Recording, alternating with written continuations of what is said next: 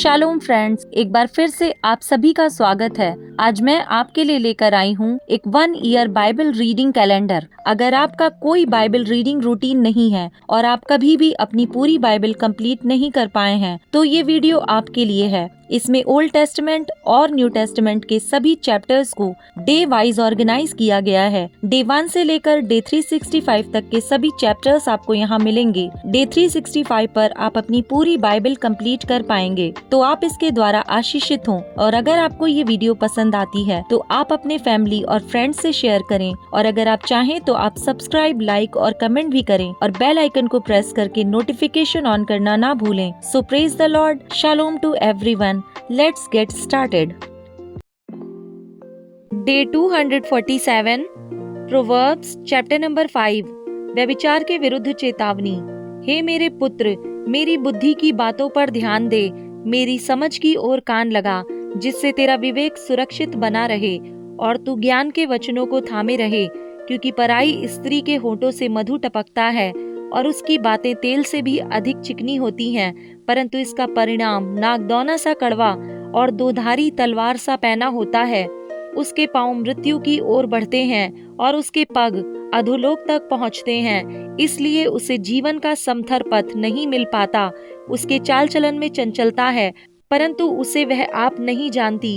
इसलिए अब हे मेरे पुत्रों, मेरी सुनो और मेरी बातों से मुंह ना मोड़ो। ऐसी स्त्री से दूर रह और उसकी डेवड़ी के पास भी ना जाना।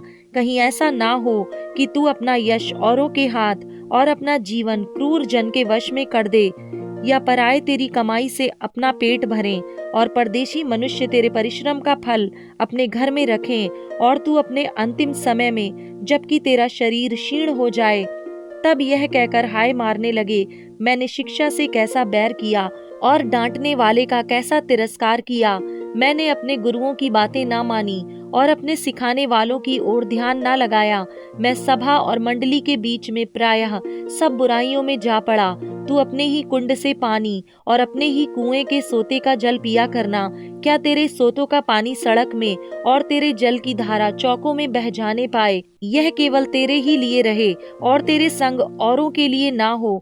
तेरा सोता धन्य रहे और अपनी जवानी की पत्नी के साथ आनंदित रह।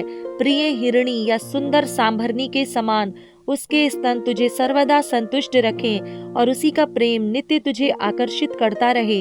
हे मेरे पुत्र, तू अपरिचित स्त्री पर क्यों मोहित हो और पराई को क्यों छाती से लगाए? क्योंकि मनुष्य के मार्ग यहोवा की दृष्टि से छिपे नहीं हैं और वह उसके सब मार्गों पर ध्यान करता है।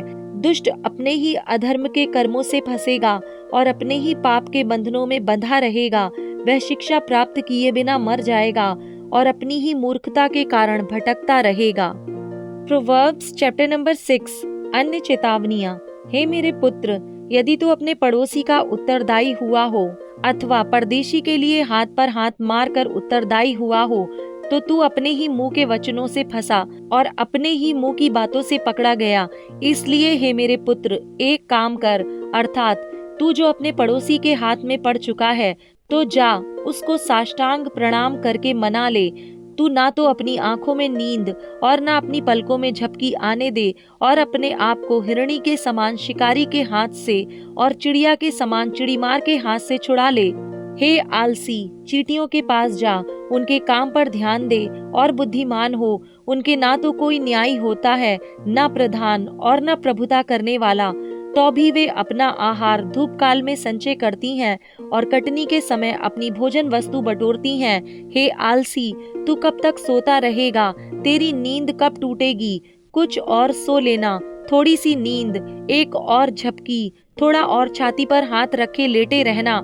तब तेरा कंगालपन राह के लुटेरे के समान और तेरी घटी हथियारबंद के समान आ पड़ेगी। ओछे और अनर्थकारी को देखो, वह टेढ़ी टेढ़ी बातें बकता फिरता है। वह नैन से सैन और पाँव से इशारा और अपनी उंगलियों से संकेत करता है।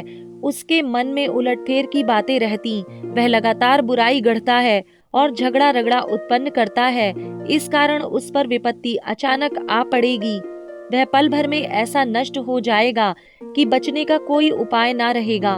6 वस्तुओं से यहोवा बैर रखता है, वरन 7 हैं जिनसे उसको घृणा है, अर्थात घमंड से चढ़ी हुई आंखें, झूठ बोलने वाली जीभ और निर्दोष का लहू बहाने वाले हाथ, अनर्थ कल्पना गढ़ने वाला मन, बुराई करने को वेग से दौड़ने वाले पांव, झूठ बोलने वाला साक्षी और भाइयों के बीच में झगड़ा उत्पन्न करने वाला मनुष्य। व्यभिचार के विरुद्ध चेतावनी।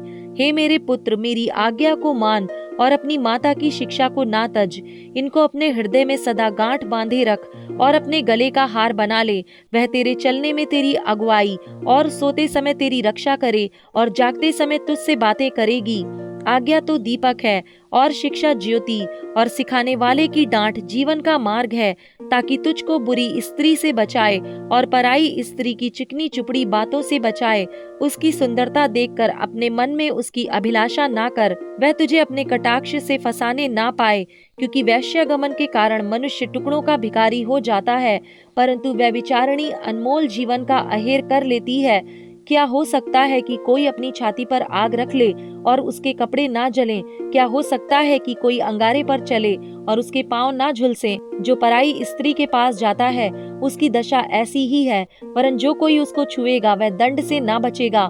जो चोर भूख के मारे अपना पेट भरने के लिए चोरी करे, उसको तो लोग तुच्छ नहीं जानते, तो भी यदि वह पकड़ा जाए तो उसका 7 गुना भर देना पड़ेगा, वरन अपने घर का सारा धन देना पड़ेगा। परंतु जो परस्त्री गमन करता है वह निरा निर्बुद्धि है। जो अपने प्राणों को नष्ट करना चाहता है वही ऐसा करता है। उसको घायल और अपमानित होना पड़ेगा और उसकी नामधराई कभी ना मिटेगी, क्योंकि जलन से पुरुष बहुत ही क्रोधित हो जाता है और पलटा लेने के दिन वह कुछ कोमलता नहीं दिखाता। वह घूस पर दृष्टि ना करेगा और चाहे तो उसको बहुत कुछ दे तो भी वह ना मानेगा। 1 Corinthians chapter number 14 verse number 1 to 19। भविष्यवाणी और अन्य भाषाएं।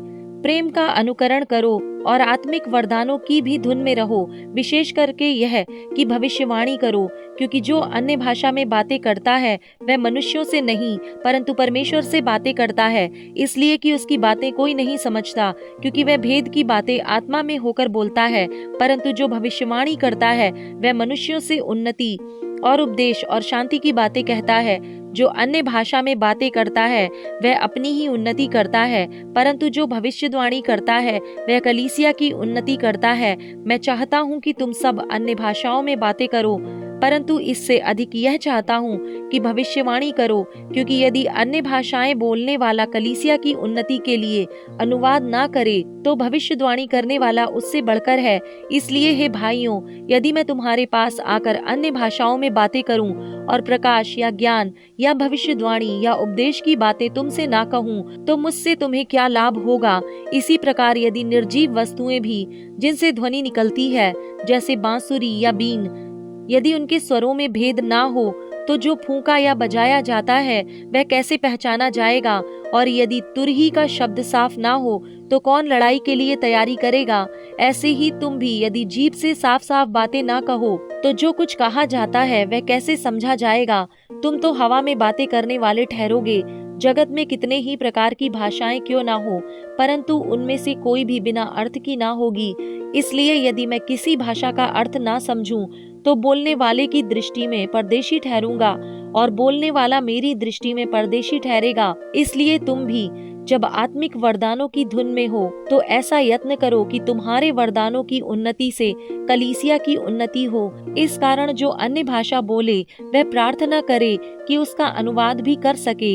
इसलिए यदि मैं अन्य भाषा में प्रार्थना करूं तो मेरी आत्मा प्रार्थना करती है, परंतु मेरी बुद्धि काम नहीं देती। अतः क्या करना चाहिए? मैं आत्मा से भी प्रार्थना करूंगा और बुद्धि से भी प्रार्थना करूंगा। मैं आत्मा से गाऊंगा और बुद्धि से भी गाऊंगा। नहीं तो यदि तू आत्मा ही से धन्यवाद करेगा तो फिर अज्ञानी तेरे धन्यवाद पर आमीन कैसे कहेगा? क्योंकि वह तो नहीं जानता कि तू क्या कहता है। तू तो भली भांति धन्यवाद करता है, परंतु दूसरे की उन्नति नहीं होती। मैं अपने परमेश्वर का धन्यवाद करता हूँ कि मैं तुम सबसे अधिक अन्य भाषाओं में बोलता हूँ, परंतु कलीसिया में अन्य भाषा में 10,000 बातें कहने से यह मुझे और भी अच्छा जान पड़ता है कि दूसरों को सिखाने के लिए बुद्धि से 5 बातें ही कहूँ।